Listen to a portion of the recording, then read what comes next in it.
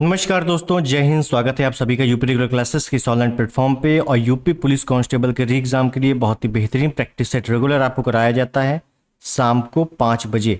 ठीक, शाम को 5 बजे ये वीडियो पड़ा जाता है। और आज हम लोगों का प्रैक्टिस सेट नंबर 10 है। हम लोगों ने 10 प्रैक्टिस सेट आज को मिलाकर कर लिए हैं पूरे।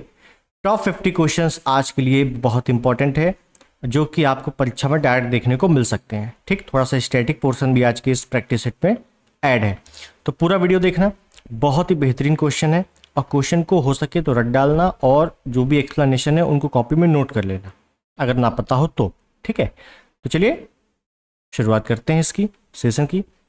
चैनल पर नए हैं, सब्सक्राइब, इस वीडियो को लाइक और शेयर जरूर कर देना। तो पहला क्वेश्चन ये रहा, बहुत ही इंपॉर्टेंट। छठ पूजा में किस भगवान की पूजा की जाती है जो उत्तर प्रदेश, झारखंड, बिहार का एक बहुत ही महत्वपूर्ण त्यौहार है? और आपने अक्सर छठ पूजा के बारे में बहुत सुना होगा और कई लोग करते भी होंगे। जो लोग नहीं करते हैं तो सुना जरूर होगा। ठीक है ना। तो इसमें पूछा गया है किस भगवान की पूजा की जाती है। खासकर ये बिहार में ज़्यादा होती है और यूपी की बात करूँ तो पूर्वी वाले क्षेत्र में। तो इसमें की जाती है, ध्यान रखना है, रवि, ऑप्शन सी। अब आपको पता है कि रवि किसका पर्यायवाची? सूर्य का। तो बस इसमें सूर्य देवता की पूजा की जाती है। ठीक है, बहुत अच्छे से ध्यान रखना आपको। नेक्स्ट, उत्तर प्रदेश के निम्नलिखित में से किस जिले में नैमिषारण्य तीर्थ स्थान अवस्थित है?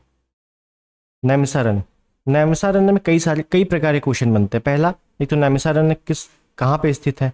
दूसरा पूछा जाता है कि 60,000 ऋषियों की तपोभूमि, 60,000 ऋषियों की तपोभूमि है कौन? नैमिषारण्य।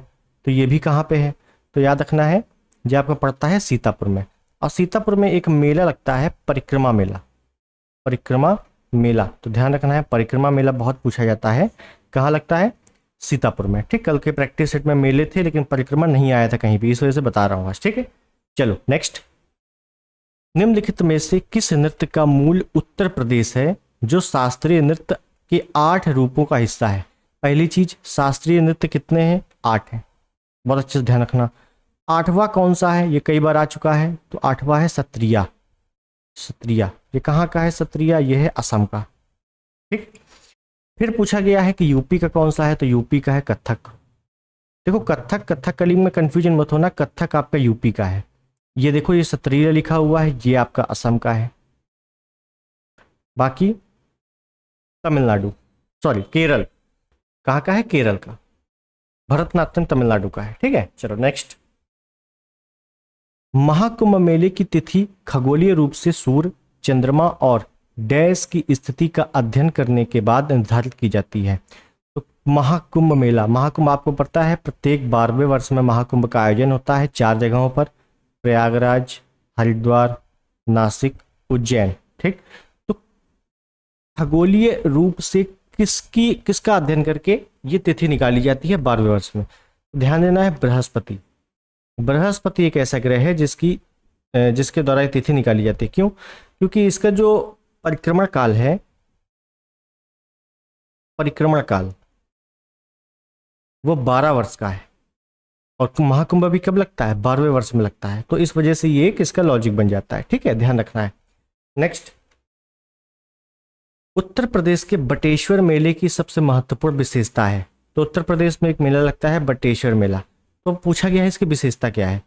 पहले तो बटेश्वर मेला कहाँ लगता है यही पता होना चाहिए, फिर उसके बाद क्यों लगता है, इंपॉर्टेंस क्या है बटेश्वर मेले की।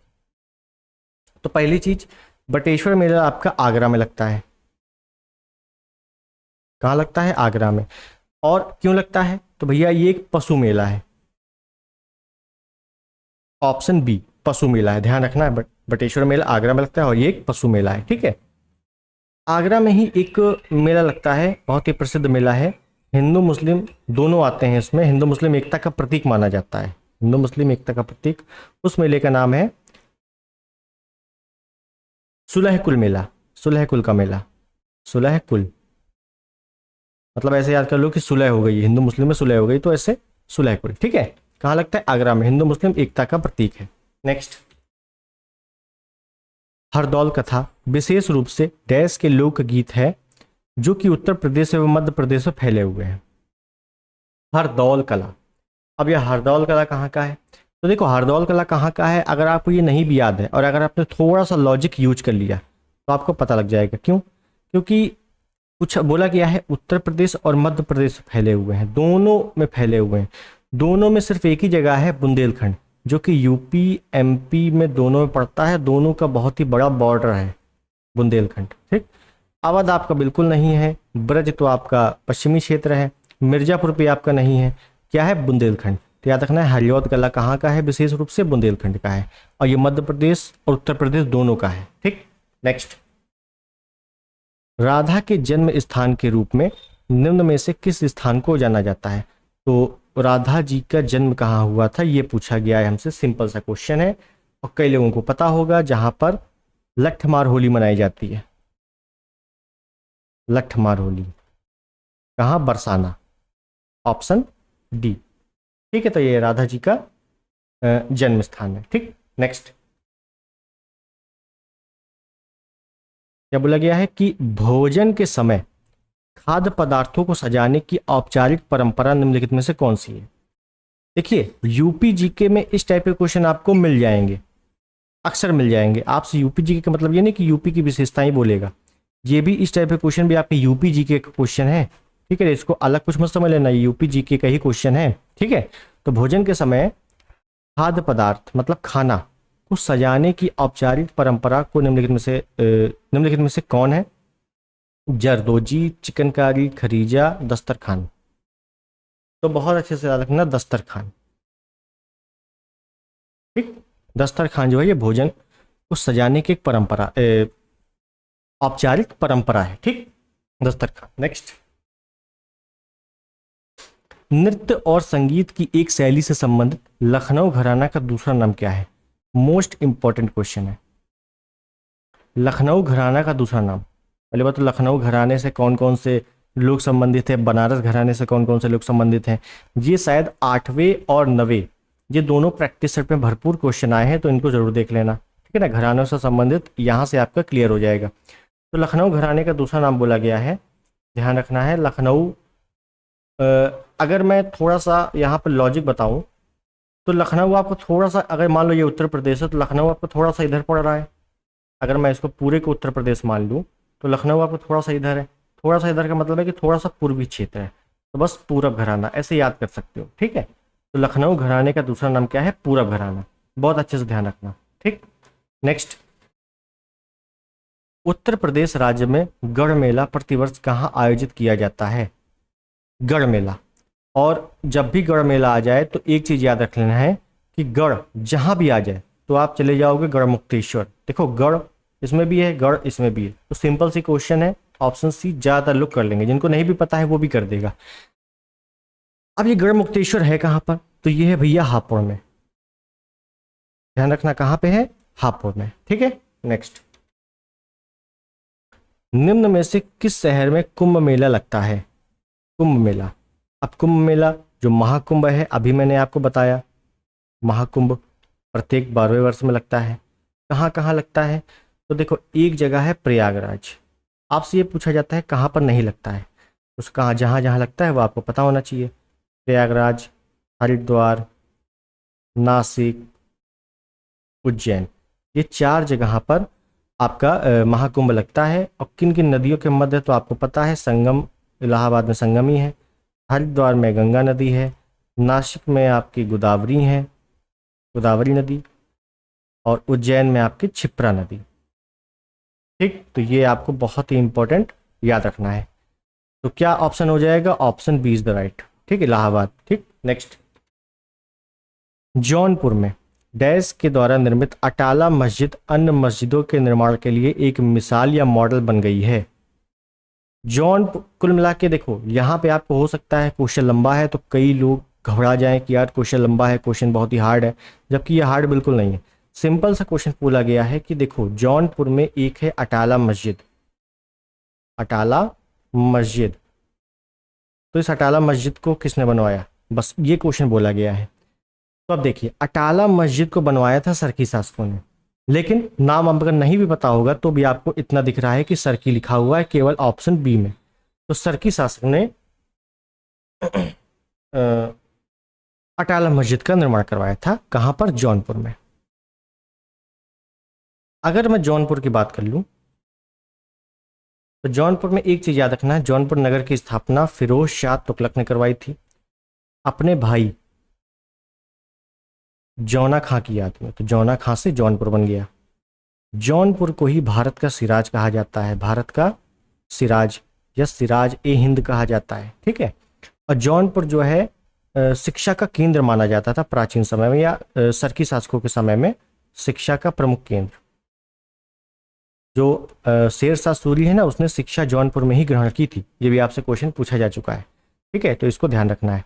नेक्स्ट, जिला मुख्यालय बलिया शहर महर्षि डैश का जन्म स्थान और कर्म स्थान माना जाता है। तो बलिया किसका जन्म स्थान और कर्म स्थान माना जाता है? तो पहले तो बलिया से आपको दो चीजें याद रखनी है। पंचायत मत याद रख लेना, ठीक है ना। पंचायत वेब सीरीज हालांकि बलिया के ऊपर ही है, लेकिन बलिया में आपको दो चीज याद रखनी है। एक है चित्तू पांडे, जिनको शेर ए बलिया बोला जाता है। क्या बोला जाता है? शेर ए बलिया। क्यों? क्योंकि 1942 में जब क्या हो रहा था, 1942 में भारत छोड़ो आंदोलन। तो भारत छोड़ो आंदोलन के दौरान चित्तू पांडे ने समानांतर सरकार की स्थापना की थी। कौन सी सरकार की? समानांतर सरकार। और कई जगह स्थापना हुई थी, ठीक है ना। सीमांत गांधी भी यहीं से उठकर आए थे फिर। तो ये याद रखना है चित्तू पांडे, और एक नाम याद रखना है मंगल पांडे। मंगल पांडे, ठीक है ना। तो हालांकि ये बैरकपुर छावनी में तैनात थे, लेकिन ये बलिया से ही, बलिया के ही थे। तो ये दोनों चीजें बलिया से याद रखनी है। फिर हमसे बोला गया है कौन से महर्षि बलिया के लिए प्रसिद्ध है। तो याद रखना है महर्षि भृगु, ऑप्शन सी। यहाँ पे क्या फिल कर देंगे? महर्षि भृगु का जन्म स्थान कर्म स्थान दोनों बलिया माना जाता है। ठीक है, चलो नेक्स्ट। उत्तर प्रदेश के किस शहर में 11 मंजिला पागल बाबा मंदिर मिलेगा? इंपॉर्टेंट क्वेश्चन है। जो स्थानीय क्षेत्र है वो आपसे अक्सर पूछे जाते हैं। तो पागल बाबा मंदिर कहाँ पे है? तो याद रखना है बहुत अच्छे से, ये आपका मथुरा में है। मथुरा ऑप्शन में नहीं है तो बस वृंदावन कर दो, option A is the right. ठीक है, नेक्स्ट। प्रसिद्ध बांके बिहारी मंदिर उत्तर प्रदेश के किस शहर में स्थित है? बांके बिहारी मंदिर सभी को पता होगा, वृंदावन में है। सिंपल सा क्वेश्चन है। नेक्स्ट, उत्तर प्रदेश के किस शहर में आपको निम्नलिखित, एक मिनट, उत्तर प्रदेश के किस शहर में आपको निम्नलिखित राजसी घाट मिलेंगे? अस्सी घाट, मणिकर्णिका घाट, हरिश्चंद्र घाट। अब आपको यहाँ पे कोई भी दिक्कत नहीं होगी, क्योंकि आपने घाट सुन लिया। मणिकर्णिका घाट काफी प्रसिद्ध है। कहाँ पे भैया? वाराणसी में है, option B is the right. ठीक, नेक्स्ट। ये क्वेश्चन अच्छे आ गए हैं। और क्या बोला गया है इन क्वेश्चनों में? एक तरफ लेखक का नाम है और एक तरफ उनके उपनाम है। लेखक का नाम, उपनाम, बहुत अच्छे से समझना है इन प्रश्नों को।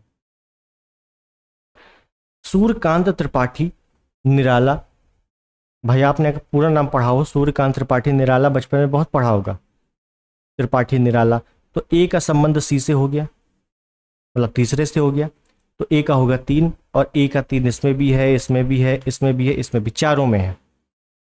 रघुपति सहाय फिराक, रघुपति सहाय फिराक इनका पूरा नाम है, और शॉर्ट फॉर्म में इनको फिराक गोरखपुरी भी कहा जाता है। क्या कहा जाता है? फिराक गोरखपुरी। गोरखपुर में इनका जन्म हुआ था, इस वजह से फिराक गोरखपुरी। तो रघुपति सहाय फिराक, मतलब बी का हो गया 4।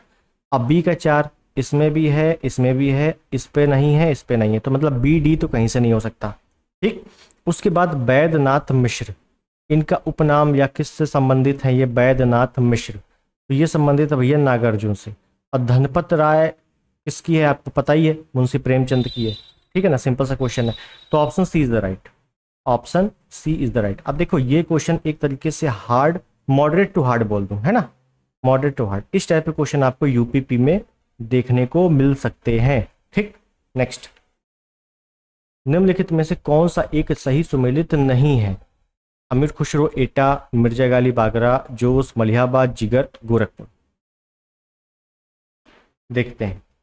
देखो, अमीर खुसरो एटा से संबंधित है। एटा अगर ऑप्शन में ना हो तो कासगंज में इनका जन्म हुआ था। मिर्जा गालिब का जन्म आगरा में हुआ था, लेकिन एक आपसे मिर्जा गालिब से क्वेश्चन पूछा जाता है। मिर्जा गालिब से ध्यान देना, क्या बोला जाता है, 1857 की क्रांति के समय मिर्जा गालिब कहाँ थे? तो ये भैया दिल्ली में थे, और दिल्ली का नेतृत्व बहादुर शाह जफर द्वितीय ने किया था। तो वो सभी कांड इन्होंने अपनी आंखों से देखा था।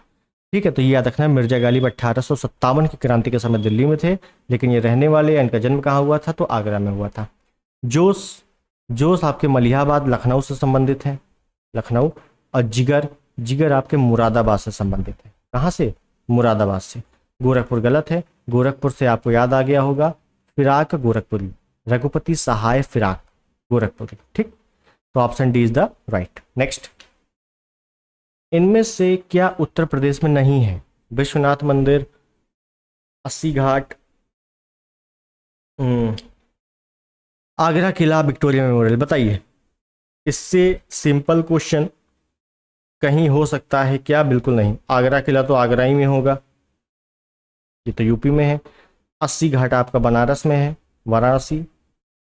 विश्वनाथ मंदिर भी आपका वाराणसी में है। बचा क्या? Victoria memorial. विक्टोरिया मेमोरियल आपका कोलकाता में है। कहाँ पे है भैया? कोलकाता में। ठीक, बताइए, ऐसे क्वेश्चन आते हैं सिंपल सिंपल। नेक्स्ट, निम्नलिखित में से कौन सा एक सही सुमेलित नहीं है? अच्छा शायद ये रिपीट हो गया question, simple same question repeat हो गया है। इसका ऑप्शन डी था, जिगर मुरादाबाद से संबंधित है। ठीक है, नेक्स्ट, निम्नलिखित युग्मों में कौन सुमेलित नहीं है? हाँ ये देखो, ये भी आपका रिपीटेड क्वेश्चन है, लेकिन थोड़ा सा अलग है। अमीर खुसरो एटा, मिर्जा गालिब आगरा, जोश मलिहाबाद, राम प्रसाद बिस्मिल प्रयागराज। तो देखो, अमीर खुसरो एटा भी हम लोगों ने पढ़ा है, मिर्जा गालिब आगरा में, जोश मलिहाबाद लखनऊ में, लेकिन राम प्रसाद बिस्मिल प्रयागराज से संबंधित नहीं है। ये हैं भैया शाहजहांपुर से संबंधित। और राम प्रसाद बिस्मिल को काकोरी ट्रेन एक्शन हुआ था, अगर आपको याद हो, काकोरी ट्रेन एक्शन वाला मामला। काकोरी ट्रेन एक्शन कब हुआ था? 9 अगस्त 1925 को। इस पे 4 लोगों को फांसी हो गई थी, 4 लोगों को फांसी हो गई थी, उनमें से ये एक थे, राम प्रसाद बिस्मिल। तो इनका संबंध मॉडर्न हिस्ट्री में काफ़ी अच्छे से आएगा, तो मॉडर्न हिस्ट्री में मैं इनके बारे में बहुत ही अच्छे से बताऊंगा। ठीक है, चारों के बारे में। ठीक, चलो नेक्स्ट, निम्नलिखित में से कौन फारसी का प्रथम कवि था जिसने अपनी कविता में भारतीय पर्यावरण को चित्रित किया था? ये भी अच्छा क्वेश्चन है और एकदम अलग क्वेश्चन है कि भैया फारसी का पहले तो प्रथम कवि, पहले तो फारसी का प्रथम कवि, यहां से एक क्वेश्चन आप निकाल सकते हो, यहां से एक क्वेश्चन बना सकते हो कि फारसी का प्रथम कवि निम्नलिखित में से कौन है। उसके बाद अपनी कविता में, तो पहली बात तो वो कविताएं लिखता था, भाई कवि है तो कविताएं लिखेगा। भारतीय पर्यावरण, इंडियन एनवायरनमेंट का चित्रण किया था अपनी बुक में, तो वो है भैया अमीर खुसरो, अमीर खुसरो। ठीक, अमीर खुसरो अलाउद्दीन खिलजी के समय, अलाउद्दीन खिलजी के समकालीन थे। ठीक है, और इन्होंने एक पुस्तक लिखी है खजाइन उल फुतूह, बहुत पूछी जाती है। खजाइन उल फुतूह किसकी है? अमीर खुसरो की है। ठीक है, नेक्स्ट, गोदान डैश द्वारा लिखी गई, गोदान किसके द्वारा लिखी गई? ये इस टाइप का क्वेश्चन, पहली बात तो ये क्वेश्चन भी आपका कांस्टेबल 2013 में पूछा गया है। और अगर आपने 17-18 फरवरी का पेपर देखा हो, भाई दिया होगा तभी तो आप एग्जाम की तैयारी कर रहे हो, है ना, तो ये वाला पेपर देखा हो तो इसमें भी जितनी भी रचनाएं पूछी गई थी, जितनी भी रचनाएं पूछी गई थी, बहुत ही सिंपल सिंपल रचनाएं थी। अगर आपने थोड़ी बहुत रचनाएं भी पढ़ी है तो आप आराम से कर लेते। ठीक है, तो उसको रचनाओं का भी मैं अलग से एक वीडियो लेकर आऊँगा जिसमें आपकी रचनाएं अलग से कवर हो जाएंगी, सिर्फ 1 या 2 वीडियो में। बस ये 2 वीडियो तैयार कर लेना, रचनाएं आपकी एक भी प्रश्न बाहर नहीं जाने वाला। तो गोदान सभी को पता है, मुंशी प्रेमचंद की, option B is the right. Next, राष्ट्रीय कवि मैथिली शरण गुप्त का जन्म उत्तर प्रदेश के डैश में हुआ था? तो मैथिली शरण गुप्त का जन्म कहाँ हुआ था? झांसी में हुआ था। देख रहे हो, कांस्टेबल में ही आया हुआ है 18 में, कहाँ हुआ था भैया? झांसी में हुआ था। नेक्स्ट, क्या बोला गया? कवयित्री महादेवी वर्मा का जन्म कहाँ हुआ था? महादेवी वर्मा का जन्म कहाँ हुआ था? अब देखिए, महादेवी वर्मा का जन्म मैंने आपको एक क्वेश्चन बताया था, दो क्वेश्चन बताए थे। एक महाभारत, महाभारत के एक पात्र हैं अर्जुन। अर्जुन ने विवाह के समय, अर्जुन ने अपने विवाह के समय मछली की आंख भेदी थी, आंख भेदी थी। ये स्थान कौन सा था? दूसरा मैंने एक आपको बताया था प्रैक्टिस सेटों में कि संकिसा निम्नलिखित में से किसका प्राचीन नाम था? संकिसा। तो भैया ये दोनों का ध्यान रखना है, फर्रुखाबाद। और महादेवी वर्मा का जन्म कहाँ हुआ था? फर्रुखाबाद में हुआ था। ठीक है, तो ये यहाँ फर्रुखाबाद से क्वेश्चन आते कई सारे बनते हैं। एक काम्पिल मेला कहाँ लगता है? काम्पिल मेला ये भी आपका फर्रुखाबाद में लगता है। ठीक है, तो ये भी ध्यान रखना है। फर्रुखाबाद हाथ की छपाई के लिए फेमस है, हाथ की छपाई के लिए। ये किसमें? ओडीओपी में, वन डिस्ट्रिक्ट वन प्रोडक्ट में। ठीक है, ये भी याद रखो। नेक्स्ट, अमीर खुसरो द्वारा रचित कविता छाप तिलक सब छीनी किस भाषा में है? अभी देखो, अमीर खुसरो की मैंने एक ही बताई थी, खजाइन उल फुतूह, खजाइन उल फुतूह, जिसमें उसने पद्मावती का भी जिक्र किया है। अभी क्या बोला? छाप तिलक सब छीनी किसकी रचना है, किसकी कविता है? अमीर खुसरो की है। कांस्टेबल में ही आया हुआ 19 में। ये किस भाषा में लिखी गई थी? तो ये लिखी गई थी भैया ब्रज भाषा में। बहुत इंपॉर्टेंट प्रश्न है ये, इंपॉर्टेंट प्रश्न लगा लो उसको, ब्रज भाषा में। ठीक, नेक्स्ट, आप क्वेश्चन देख रहे हो कितने बेहतरीन बेहतरीन क्वेश्चन है। उर्दू शायरी में फिराक गोरखपुरी के नाम से कौन प्रसिद्ध है? बताइए। अब ये क्वेश्चन आपके लिए सिंपल हो गया है, पहले ये आपके लिए थोड़ा बहुत मॉडरेट रहता, लेकिन अब सिंपल हो गया है, बहुत ही सिंपल। और आया भी है 18 में, कांस्टेबल में ही। अभी मैंने बताया है फिराक गोरखपुरी कहा जाता था, रघुपति सहाय फिराक पूरा नाम था। क्या नाम था? रघुपति सहाय फिराक, और शॉर्ट फॉर्म में फिराक गोरखपुरी। तो option C is the right. Next, बोला गया है जिला है और उद्योग है, तो हमें उद्योग बताना है। और इसमें ऑप्शन तो कुछ नहीं दिया है, लेकिन इसमें आपको बताना है कौन सुमेलित नहीं है, सुमेलित नहीं है। ठीक, ये आपका प्रश्न, आप आराम से बता सकते हो। पहले बात तो मुरादाबाद की बात करें, पीतल का काम है, बिल्कुल सही है। बरेली की बात करें, फर्नीचर का काम होता है, बिल्कुल सही है, बरेली में ही बेत बनाई जाती है। सहारनपुर में कागज का काम होता है, पेपर टेक्नोलॉजी यहीं पे है, पेपर टेक्नोलॉजी यहीं पर है। ठीक, प्रतापगढ़ में कालीन का काम नहीं होता। प्रतापगढ़ किसके लिए फेमस है? आंवले के लिए प्रसिद्ध है, आंवला सबसे अधिक प्रतापगढ़ में। और कालीन अगर बात करें तो मिर्जापुर में कालीन, भैया आपने बहुत ही वेब सीरीज देखी होगी। और अगर मिर्जापुर ऑप्शन में नहीं है तो भदोही कर देना है, संत रविदास नगर कर देना है। ठीक है, तो ये आपको ध्यान रखना है, option B is the right. Next, औद्योगिक संयंत्र है और नगर है, तो इंडियन टेलीफोन इंडस्ट्री आपका कहाँ पे है? इंडियन टेलीफोन इंडस्ट्री आपकी दो जगह है, एक आपकी रायबरेली, दूसरी आपकी नैनी। रायबरेली तो आपको पता है, नैनी आपका प्रयागराज में है। तो नैनी ऑप्शन में नहीं है, तो ए का 2 कर दो। और जैसे ही ए का 2 किया तो ए का 2 आपका इसमें है और इसमें है, तो ऑप्शन बी और डी तो वैसे गलत हो गए। ट्रांसफार्मर फैक्ट्री मैंने आपको कई बार बताया है, ये आपका झांसी में है, बी का 3, बी का 3 इसमें भी है, इसमें भी है। उर्वरक कारखाना मैंने आपको 2 जगह बताया है, उर्वरक कारखाना 2 जगह है, जैसे टेलीफोन इंडस्ट्री 2 जगह है, वैसे उर्वरक कारखाना 2 जगह है। एक है आपका आंवला में, आंवला कहाँ है? आंवला पड़ता है बरेली में। और एक है आपका फूलपुर में, फूलपुर कहाँ है? ये पड़ता है प्रयागराज में। नैनी भी प्रयागराज में, फूलपुर भी प्रयागराज में। ठीक है, तो क्या दिया है? फूलपुर दिया है, डी का 4, डी का 4, मतलब option C is the right. बताओ, कोई दिक्कत हुई? कोई दिक्कत नहीं, बहुत ही अच्छा प्रश्न था। नेक्स्ट, स्थान है, उद्योग है, मिलान करना है। तो पहले तो फिरोजाबाद, फिरोजाबाद को सुहाग नगरी भी कहा जाता है, सुहाग नगरी।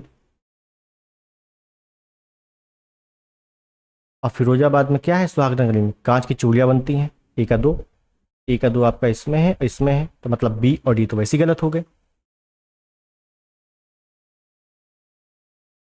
कानपुर की बात करेंगे तो कानपुर में चमड़ा उद्योग है, बी का एक, तो बी का एक आपका इसमें भी है और इसमें भी है।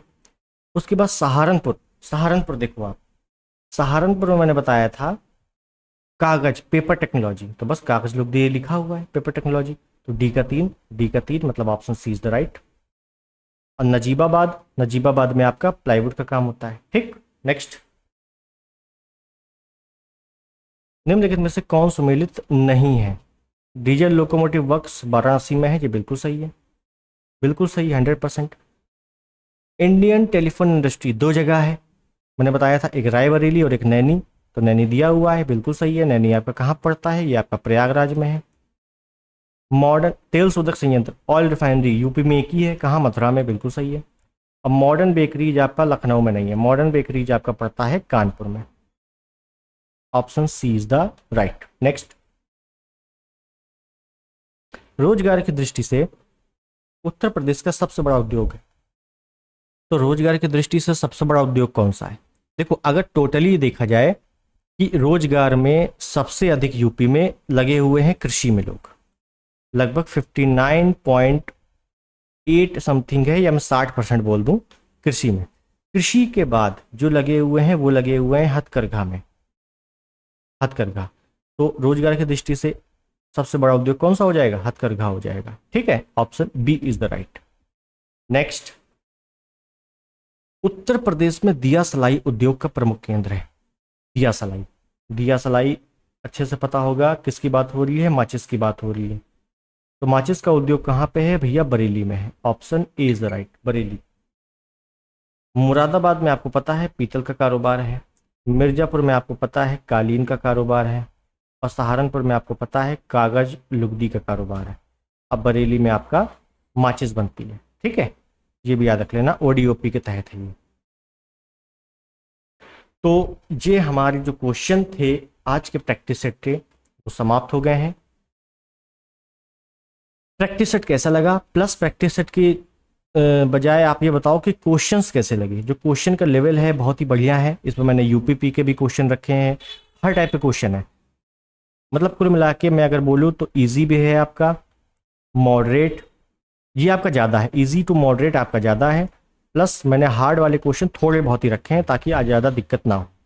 ठीक है, आपके लगभग लगभग कितने प्रश्न गलत हो रहे हैं आप ये बताओ, सही वाले मत बताओ, गलत बताओ कितने हो रहे हैं आप। ठीक है, और रेगुलर ये प्रैक्टिस सेट करते रहो, और ये प्रैक्टिस सेट आपका एग्जाम तक चलता रहेगा। जब तक आपका एग्जाम नहीं हो जाता तब तक आपका प्रैक्टिस सेट चलता रहेगा, और जीके जीएस का प्रैक्टिस सेट आपको बहुत जल्द मिलना शुरू हो जाएगा।